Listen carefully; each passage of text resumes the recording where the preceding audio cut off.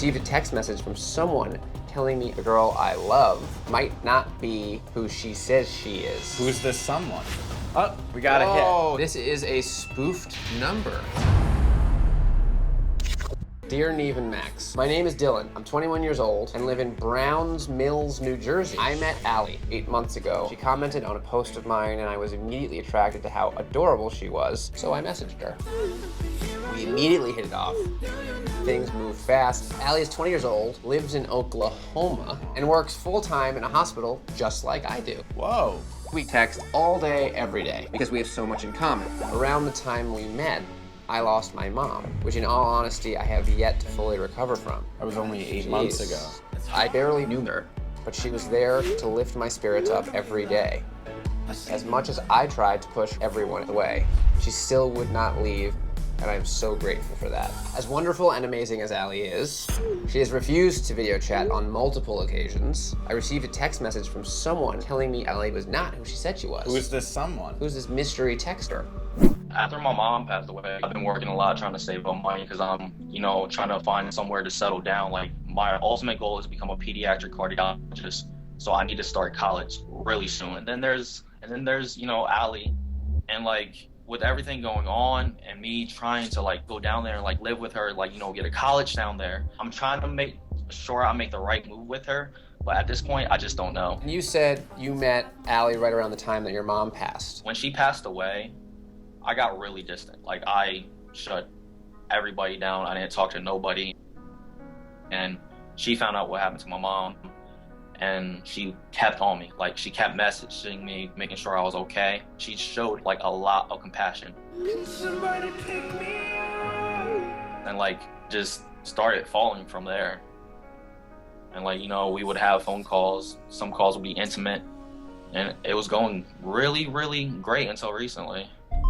I got a text and it said, Allie is not who she says she is. And I'm just dumbfounded. Whoa. I don't even know how they got my number. And I asked, I was like, who is this? And they never replied. Did you bring up that text with Allie? I did, and she kept repeating the same question. She just kept asking me, do you trust me? Do you trust me? And I said, I do, but it makes me nervous. And how can I make this move if I don't know for sure if she's who she says she is? All right, so look, we started with a quick check on her profile, okay? We went through her photos and we did an image search. We didn't get any hits.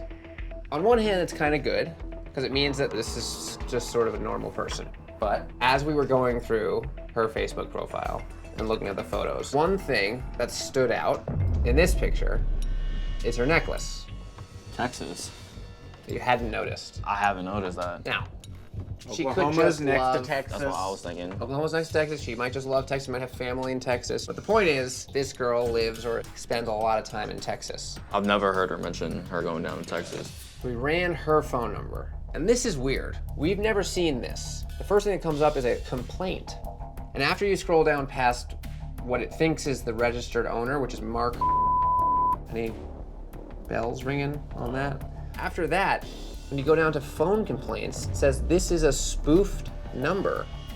What spoof number? What is that like? I guess it's something where you trick the caller ID. It's a fake number. Here's where it gets weird. When we searched the number that texted you that Allie's not real, we got a hit. You ever heard that name before? No. All right, so the last place we went to look was her Instagram. We went to the profiles of a few people that were engaging with Allie. One guy's Jay. They had a few messages on a couple of pictures, no big deal. We messaged Mason and we messaged Ash Max. Jay called us back. Now, Jay met Allie online 4 years ago. Her name wasn't Allie. She was going by Ireland. Blonde girl, blue eyes, not the same picture. And after a couple months of talking, she revealed, sorry, I've been lying to you. Here's my real name and profile. I'm really Allie, and I'm the pictures you've been seeing. So I guess, should we send a text? All right, hey Allie, this is Nev from the MTV show Catfish. I'm here in Jersey with Dylan. He asked us to help him out because he really wants to meet you. If you can give me a call back when you get a chance, that would be awesome. I think we should go to Tulsa in the morning. Everything is pointing there. Phone numbers, Right. the clues, everything is in Tulsa. This is Mason. You were asking about Allie, right? I have a lot of information about her. Give me a call. The third person we reached out to on Instagram. Whoa, hello, is this Mason? I saw your text that just came through about Allie, and I was curious what you know about her. Her name is actually Mary. That would make sense because the number that we looked up was tied to Mark. If you can talk to us more, we'd love to just meet up with you while we're here. Yeah, sure. Okay, great. So I will be in touch. One of my friends is cousin with this girl named Mary, and I gave her the Samantha number, and she said, "This is so-and-so, I know her." She said, "What number do you have for Samantha?" Yeah. And when you gave it to her, she said, "Oh, that's Mary's number." Yes. Mary's cousin, Right, Chelsea, no, right. seems to want to help. Clay, can you call Chelsea? Hello. Hey, this is Clay. I'm here with the guys from Catfish, and we were just All right. wanting to ask some questions. Okay. Hey, this is Nev, and we're sitting with Dylan, who you, I believe, texted. Is that right? Yeah, I texted him. How long have you known that Mary's been catfishing people?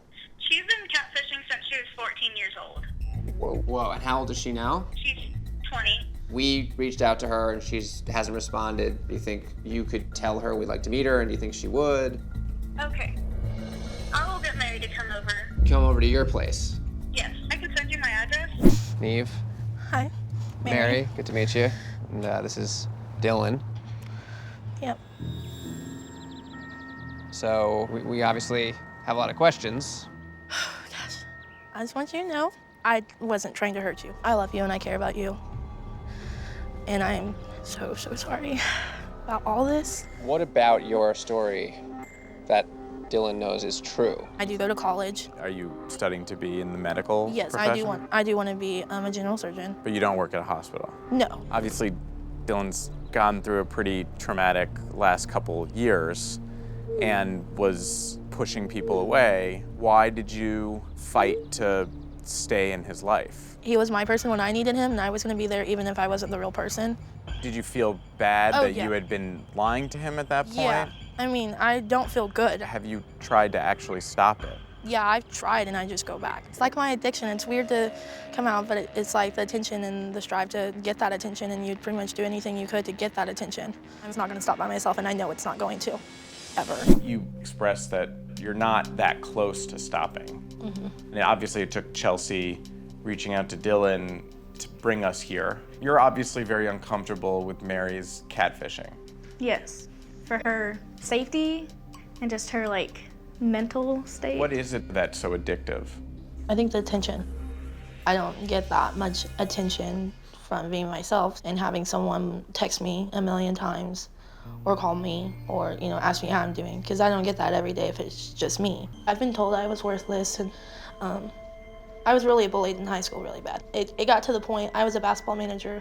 I had one basketball team, their whole basketball team stood up and called me a cow as I was walking across the thing and mooed at me. And that's why you're addicted to this internet stuff. Because for a second, it gives you this high. If I'm with a friend and my friend says Mary, and they're like, "Who's Mary?" And I'm like, the guiltiness kicks in real good. You've got to approach this differently. What you don't like, clearly, is feeling bad about yourself.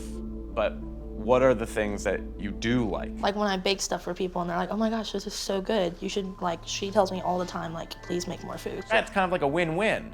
It's like you do this thing you love, and then And it makes you feel good, and it makes other doesn't people hurt anyone. So there's cooking, which is kind of pure joy, and then there's the catfish stuff, which has that element of guilt with it, right? Yeah. So it's like, which one of those feelings do you want to invest in? I want to be your friend. I want to be there for you, and I want to help you get through this, but the catfishing has to stop. I'll help you, but you have to try to stop it. Just do you. I've been good. I'm actually about to start college soon. Me and Mary are still friends, and we still talk. And I actually got myself a girlfriend. Whoa. Whoa, that was fast. We're very happy for you. You got a girlfriend, you're getting into school. And you're talking to Mary. I've been helping her out as much as I can. Me and Dylan are still friends. We still talk 24/7. He's still my person. I am gonna start going to school at culinary art school soon. It's amazing. Wait, that's what we were talking about. And I started 10,000 steps a day thing, and I've made it 8 days in a row now, 10,000 steps. Wow.